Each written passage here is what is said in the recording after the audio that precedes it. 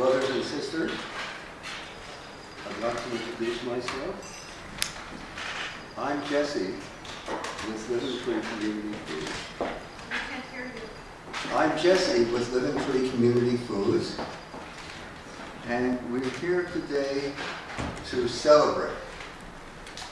We're here to celebrate a defining moment in the history of this nation, namely the restoration of Hetch Hetchy. Maybe not tomorrow, or maybe not the day after, but I see it coming. It will mark a turning point in the life and spirit of this land. Situated inside Yosemite National Park, Hetch Hetchy runs parallel to Yosemite. It is a few miles to the north. It was said to have been more beautiful. It was described by John Muir as one of nature's rarest and most precious mountain temples. The pristine Tuolumne River flowed along the valley floor, bordered by flowering meadows and ancient forests which teemed with bears, bobcats, and eagles.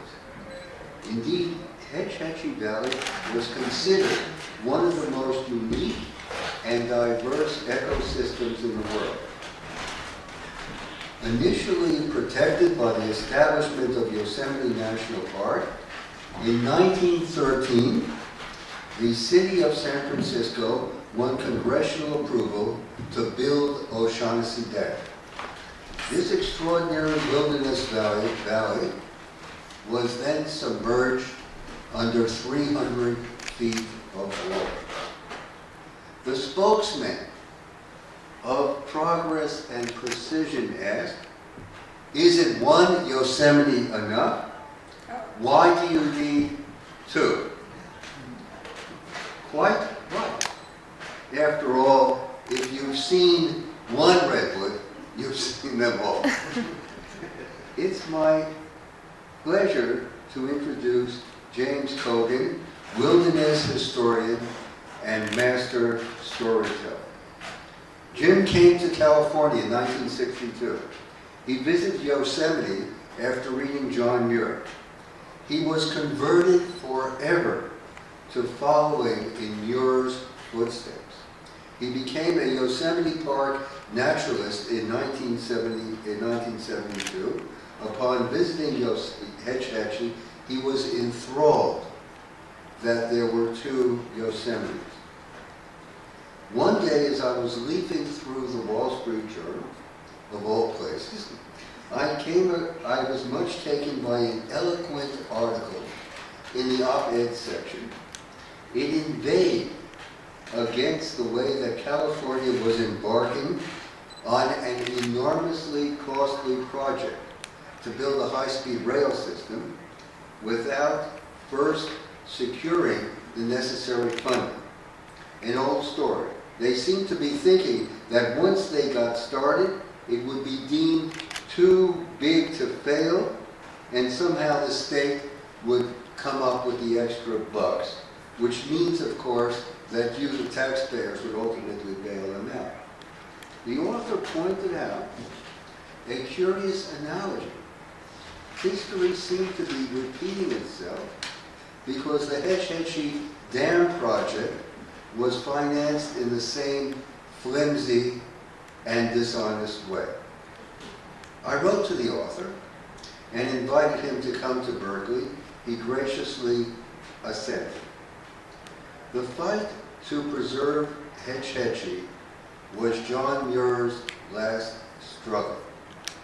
Some say that when the battle was lost, he died of a broken heart. Jim is here to tell the story, and by so doing, become a small part of the growing movement to complete John Muir's work. So if we can have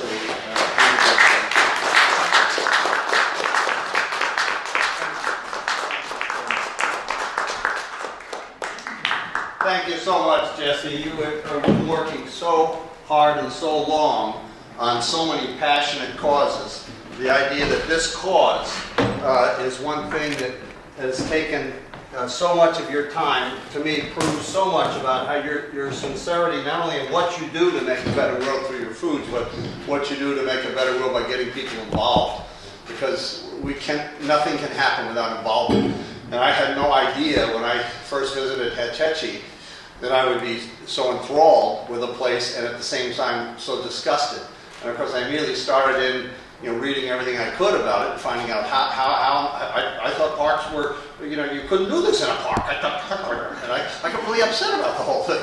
And then I started understanding a little bit more about how politics works. I was still a young guy, and I started realizing, when the Park Service said, well, you can't really talk about this, you can't really talk about that. Hopefully that's changing now. Because unless we understand the history of these incredibly important controversies and how they turn out, our ability to really make a difference in the future is somewhat hampered. We have to know the past. And so my job tonight is in a very short time, try to bring one of the most complex controversies that I've ever tried to grab a hold of to at least some semblance of memory and some sort of cohesiveness. So bear with me. We're going to start the way I used to start in the Park Service. We're going to start at a beginning point, and that's talking to Old Man Glacier. You wonder what I'm doing up here, huh? A little crescent shriveled up below the peak of Mount Lyell. God dang, I'm remembering 18,000 years ago. I was really something. I was big time. I was 2,000 feet deep. 160 to 200 feet of snow fell every single year. And it didn't melt. It just started to compact and turn to firm, and then it turned to ice, and now here I am, covering the entire Tuolumne region, except I'm starting to float, I'm starting to become plastic. I'm starting to move downhill with gravity. And then my brother and I, we kind of split off. He went down to that place in the south, dove down into a canyon, and there were all these domes already formed and all kinds of cool rocks. Not me. I squeezed myself down this V-shaped canyon that was a mile deep, right to the north of Tuolumne Peak. And I started grinding every rock that was in my way. I pulverized 3,000 feet. I became 3,500 feet. And soon I'm going over little joints in the ground, and I'm down a little deeper. And I'm plucking out all kinds of places that soon would have these wonderful drops. That one would be called Tuolumne Falls. This one would be White Cascade. And then you got California and Lake Con, and then Water Wheel kicking out its water all over the place in a giant wheel. And then I went down to this impossible, impassable little gorge that would be named after the man that finally gave me credit for the landscape that I carved. And then I paused a little bit as I came to a few little open areas. And then I bowled my way down into this incredible bowl of a valley. And we carved it into a big U, I did. And on the side I saw this other river of ice come down and brace my shoulder. And then another river of ice come down from the north and tumble over the cliffs and brace my shoulder. It was Rancheria in Falls Creek. And together we entered this wonderful bowl, this huge round mass a little over a mile long. And then we hit the end of our journey. This little tiny 100-foot wide gorge. And that's when it started to warm up. And I started to melt. And back I went. And my history was heading back to what I am now, just a little sliver under the peak of Lyell. Oh, but what came after me? Oh. You go down into that valley and you dive right into the valley over a waterfall. Think of that. And then you see a huge waterfall sliding down the rocks, tumbling through between the oaks and all the way under the pines, and to join me in this slow meandering path right through a forest in the middle of this steep valley. And then way up ahead you see this giant rock sticking like an arrow straight up in the sky, 2,800 feet. Kolana, that's what they called it, or they would. And then on the other side you saw the mist coming at you like darts. And oh my goodness, the waterfall that came over there, you could hear it 10 miles away during the spring flood. The natives, they'd call it Wapama, because it was a thunderous flood that roared into that valley.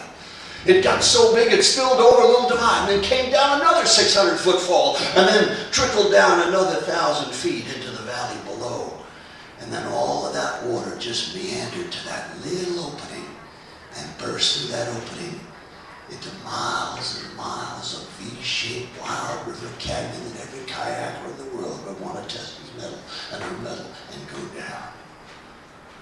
And that's the place they call Hetch Hetchy. I carved it. Ain't much now, but I'll tell you, it was something. Well, there was a variety of people that came up into that glacial carved U-shaped valley. The Miwoks, 4,000 years ago, they found grass. They called it a Hetch Hetchy. And they found all these acorns, ground them up into a meal. They found all kinds of live game. And while Bob Fry, a ranger who was a Miwok himself, he told me that he climbed up Tower Peak at the top of Falls Creek. And what did he find at the top of that years ago but arrowheads? Obsidian. There's not obsidian in granite. How did that get up there? Arrowheads that have been worked and then broken. What do you think Native Americans were doing up there? Looking at the scenery? Yeah. Well, I'll tell you, it was amazing. I mean, they were there for 4,000 years. They hardly left a mark, hardly left a trace. The valley was a seasonal home. And then the gold rush occurred, and all these different people came in to the area, but very few gold miners could ever negotiate that canyon and make their way up into the Hetch Hetchy Valley. The few that did, what's this stinking granite? It's no good. Ain't gonna help me whatsoever at all. Besides, getting up here is a pain. And then the sheep herders would come in. And they had a hard time getting there too, but the valley, the grass was so rich, a few of them stayed. And then you had the surveyors starting to come in just to survey what this new land of California was like. Because after all, it's now a state. We want to see if there's any more minerals or gold. And these surveyors who were mostly scientists looking to see what was here, while one of them was named Josiah Whitney. And Josiah Whitney took this one first look at Hetch Hetchy Valley, and he looked at the Yosemite and he said, wow, if that Yosemite Valley wasn't here, the Hetch Hetchy would be entitled to worldwide fame. So beautiful is the scenery. This is an engineer and a geologist. Wow. And then in 1868, he came. He was just a tramp. He came up with the sheep just to see what was going on, because that was a job he could keep. And he walked into Yosemite Valley and he saw the rocks, and he saw the waters, and he heard the wind, and he talked to the animals, and he was totally entranced and captivated and converted to become a liver of life in a valley that fed his soul. His name, we all know, John Muir. And John Muir became a prophet of preaching that all around him was nature's wonder. And nature's wonder was proof of a benevolent creator. And all of it was here in the rocks. All we had to do was go outside and enjoy it. Go to the mountains and get their good tidings, he would write. And oh, did he write. He wrote to everyone about what he had found, about the wonders, about the joy, about the scenery, about all the incredible scientific wonders that he was discovering. That Mr. Whitney said the valley was formed by earthquakes, and John found the glaciers. He found the evidence, just like Old Man Glacier said. He proved to the world that this valley was formed, etched by living rivers of ice. He found it before anybody else did. And so Muir stayed for 10 years, and he roamed the Sierra. In 1871, he walked into this wonderful valley coming off the cliffs, and wow, looking at that first portal from Sunrise Point and seeing this entire valley before him. And he looked at it and he thought, my goodness, it's an exact counterpart of the Yosemite. And he walked in and he found it gentle and kind. Yosemite was filled with hotels and filled with all kinds of tourists and roads and noise, and this place was quiet and wonderful. And look at the waterfalls and the canyon right above it. There's no canyon like it in the world, and he'd go up and down that canyon numerous times. And so he became an advocate for Hetch Hetchy. And he wrote about Hetch Hetchy. And one man started reading his writing and said, I want to publish every single thing you write, John. His name was Robert Underwood Johnson. And he was editor of Century Magazine eventually after several others. And he wrote everything Muir sent to him.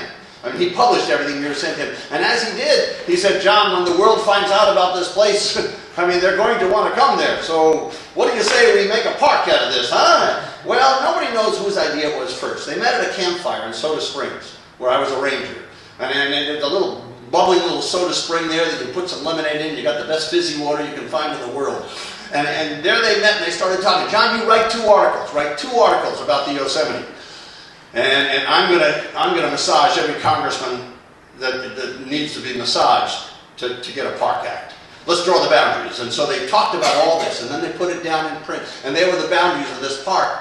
And my goodness, they made it into Congress. And Underwood Johnson was brilliant in who he was able to bring together. And everybody heard the stories and read Muir's incredible descriptions of the treasures of Yosemite and the boundaries and descriptions of this Yosemite National Park.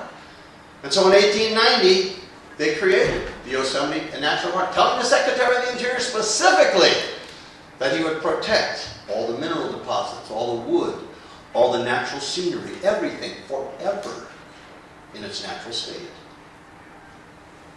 Everybody thought things were good. And life would be great. And Hetch Hetchy was in that park. But there was another. Hello? My name is James D. Phelan. My father came to California in the gold rush. And when he came here, he mined the miners in such a way that he became, well, quite rich. He amassed a small fortune through real estate, through groceries, through all kinds of sales. People need goods, he supplied them. He was quite the financial wizard. He sent me to St. Ignatius, where I learned from the Jesuits, and I learned a lot. And then I took a law degree at the University of California. And I grew up in San Francisco. I watched it grow from birth. And it was me. My blood was in its destiny. I was destined to become its leader. And I believe that everything that made San Francisco great was good for San Francisco, was good for the world. And so I put myself up to become mayor. And I became mayor in 1896. And I knew the corrupt bargains that were made, mostly over water. People would pay commissioners and supervisors to vote this way or vote that way. The Spring Valley Water Company, enough of them, enough. They had us over a private water company telling us what to do and charging us outrageous prices. I decided we needed to have our own water supply. No supply was too good. After all, look at what Rome did. I love the classics. Why not make San Francisco the imperial city of the Pacific? City beautiful. All we need is water. And so, James D. Phelan told his city engineer, Carl Grunsky, find me water. Every stream within 150 miles. Tell me what's there. And he did. He went out there. He consulted all the surveys, especially the survey of J. Quinton. And Quinton was the United States Geological surveyor, and he went out there, and even though John Wesley Powell had told everyone, do not ever put the United States Geological Survey on record as ever recommending that Hetch Hetchy Valley ever be flooded for a water supply, unless it is absolutely necessary. Well, people didn't listen to him. Quinton, it's a beautiful emerald meadow. You can see it from the cliffs, and you look down. It's a sight you'll never forget. Oh, yes, I have to. Yes, a second use that this valley could present would be to be as a water supply, a reservoir and a dam for the city of San Francisco, because that is my job, to do and survey all these different serious streams. You could read in his report that tug of war, he saw the beauty, everything there, but he had a job to do. And when Marks and Manson, the city on the board of supervisors, said, James, come here. Look at this. Look at this. This report. The sides are 2,000 feet high. It's a valley. It's a hidden valley. Nobody's been there. It's part of a park. It's got the purest water in the world. And there's no reservation there's no people up top. There's no campgrounds. So it's very pure, and the supply of water is tremendous. It comes down to a gorge that no one could even go up, and it spreads out into this valley. The entrance to the valley is only 100 feet wide. A perfect dam site. And it's a park, so nobody can file on it. That means it's cheap. You don't have to pay for it. What do you think? That's it. We don't need to look at any other. That is the one. The Tuolumne. What's it called? It's called the Hetch Hetchy Valley. That is it. The Hetch Hetchy Valley. Now, we must be quiet. Don't let anyone know what's happening with somebody files on it, you know.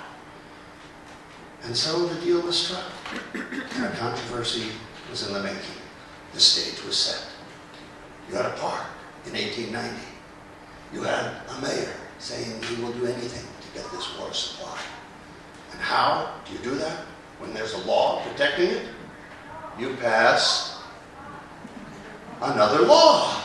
And that's what he did. Well, we can't say he did it, but his friends did it. There it was, the 1901 Right-of-Way Act. And they snuck it in the summer. There were very few people there. Boom, it was passed, because who could deny that a domestic water supply for a city is certainly an important thing to do? We must have that. So this would provide an entry into a park like Yosemite for pipes, conduits, dams, aqueducts, for domestic water supply. Yeah, we can vote for that. Plenty of water out. Well, it went through 1901. And how did it go through? Phelan was a reformer. I fired all the supervisors as soon as I came on in 1896. But what did he do? He goes to the chief engineer for the U.S. Geological Survey, who represents all of us. He pays him to quietly go into Hetch Hetchy Valley and file on the water rights that were there before it was made a park, and then transfer those rights to him. And then he would transfer those eventually to the city of San Francisco. How do I do it now? Well, Franklin Lane, remember that name, Franklin Lane. Franklin Lane, his attorney, came in and said, we will make an application, because that is what the right-of-way does. We have to make an application to use the Hetch Hetchy Valley, and all we have to do is get the Secretary of the Interior's approval. And that's what they did. But they didn't know that the Secretary of the Interior was Ethan Allen Hitchcock.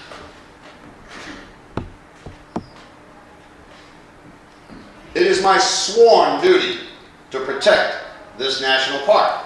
It says it right here in the 1890 Act. And I will protect it from harm. It will be intact for future generations. This says, as long as it's not incompatible, that it is compatible with the public interest, I can do this. Well, that's not compatible, because it destroys, it damages the park that I'm sworn to protect. I deny the permit. They appealed. I deny the permit. He denied it twice. And Phelan didn't know what to do. He was furious. Well, he quickly, the year before, had gotten out of being the mayor because he felt he could do much more by not being mayor, from the outside. And a new administration came in, E.E. Schmitz. And E.E. Schmitz said, we don't need the Tuolumne. There's too much going on. The American River. Look at the surveys. There's just as much water there. Send it over here. We'll make our own aqueduct and send it right through where the delta is. It'll be so easy. Well, he went ahead and set it up with a man named William Tevis, who was Bay City's water company. William Tevis said, yes, we can provide the city with enough water for 100 years. From the American consumers, we will do it. And in March 1906, they started to pen the deal. On April 18th, at 5:12 in the morning, 1906, the earth shook and the sky burned. It was an 8.0 shock as the ground slid 20 feet north on the Pacific Plate against the continental plate. It slid for 296 miles. The shock destroyed almost every building in some way, shape, or form that wasn't built of any kind of standard, that was stone, that wasn't reinforced. But worse than that, all the gas mains blew. A fire began. One woman was cooking ham and eggs, and the whole kitchen went up. Then the house went up. Then the block went up. And they quickly went to the hydrants to get the hydrants, and there was no water in the hydrants. All the water mains had been severed along the rift. And so the ham and eggs fire nearly destroyed a third of the city. And finally, when it was done, 80% of San Francisco burned to the ground. Where was the water? Cried James Phelan. Where was the water? Spring Valley Water Company began in 1858. They pooled together all kinds of flumes and ditches and brought water to the city. Then they started damming small reservoirs all along the peninsula. But as the city grew, they tried to keep up, and the dams got bigger, Crystal Springs. And then they would find others back in the hills.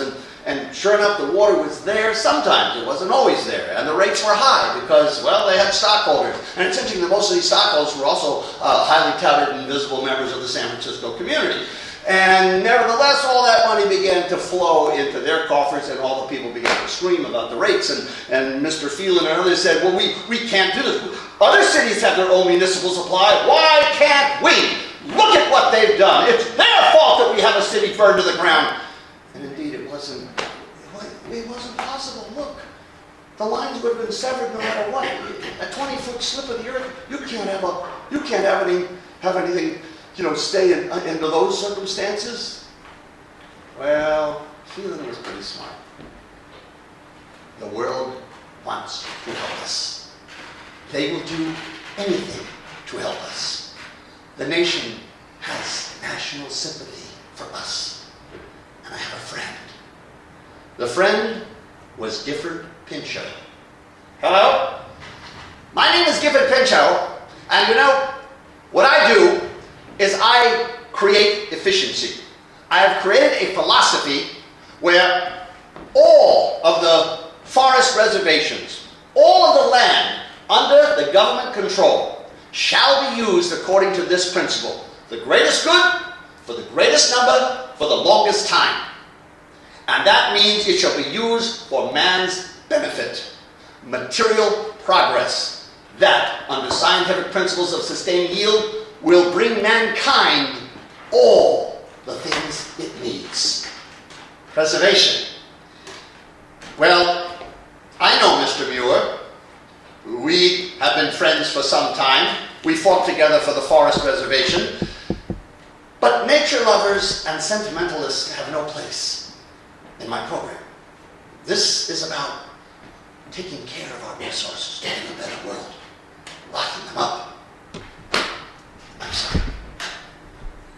And so Gifford Pinchot did everything he could to influence President Theodore Roosevelt, who had just recently helped Yosemite get put back into the federal government's control from a state park because of corruption and problems and mismanagement.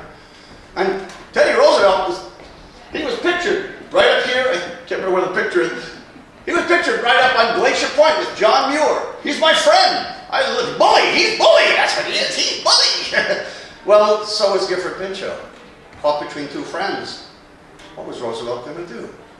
Problem was he didn't do anything. And so the end result, well, I want you, San Francisco, to reapply. I heard word that Mr. Hitchcock is going to leave. I know who's going to be the next Secretary of the Interior. And I guarantee you, he will look favorably upon your reapplication for a permit to use Hetch Hetchy. and sure enough, Marks and Manson and Phelan behind the scenes went ahead and set up a permit.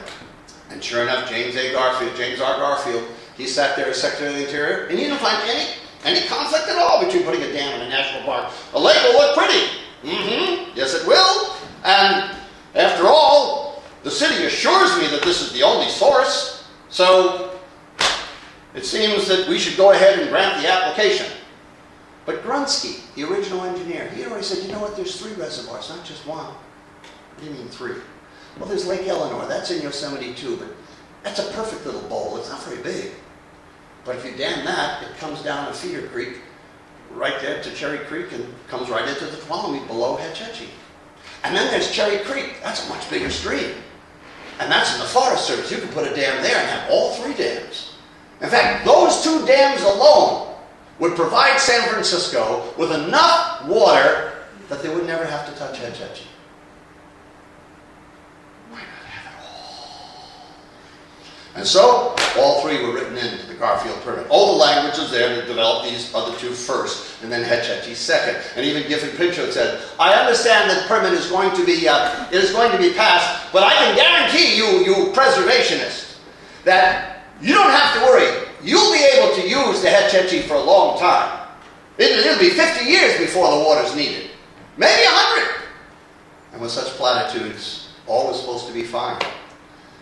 Well, Muir and Colby found out about it. It was the first time that in 1907, when this was all being enacted, all being prepared for the Garfield permit to let San Francisco use it, they couldn't believe that this had happened. They thought Hitchcock had ended this once and for all, but no.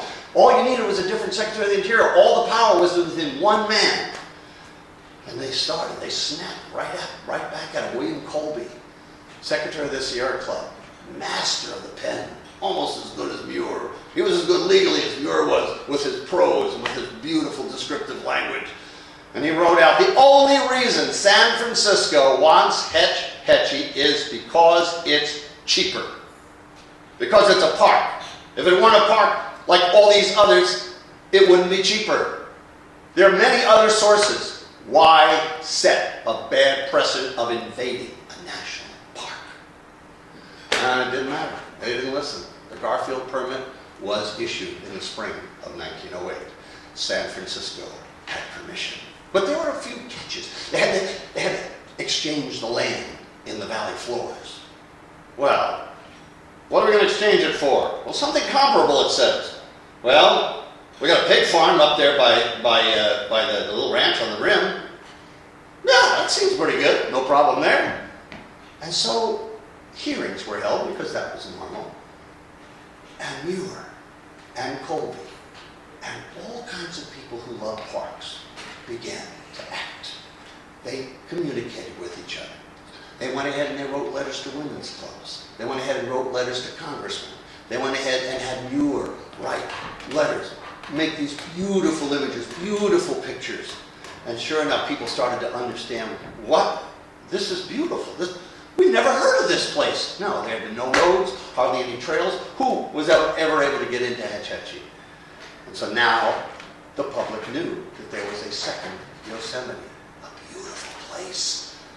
And so when San Francisco's delegation came to the hearings for the land exchange, they thought they had it in the bag. And then all of a sudden these commissioners started asking questions about, what about the beauty? How are you going to protect the beauty? Isn't that in the Park Act? You're supposed to not impair the beauty of this place. How in the world are you going to, aren't there any other sources?